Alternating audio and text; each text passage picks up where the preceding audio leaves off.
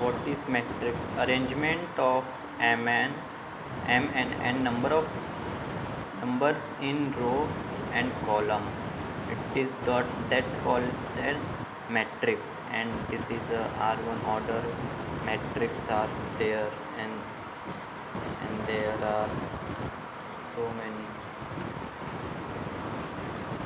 That is algebra of matrix, and it is has additional matrix, and it is that's plus 1 plus 2 3 2 plus 3 5 2 plus 1 3 1 plus 5 6 1 minus 2 minus 1 2 minus 3 minus 1 2 minus 1 plus 1 1 minus 5 plus 4. That is, thank you. It is my first lecture. Thank you guys. Bye. Tata.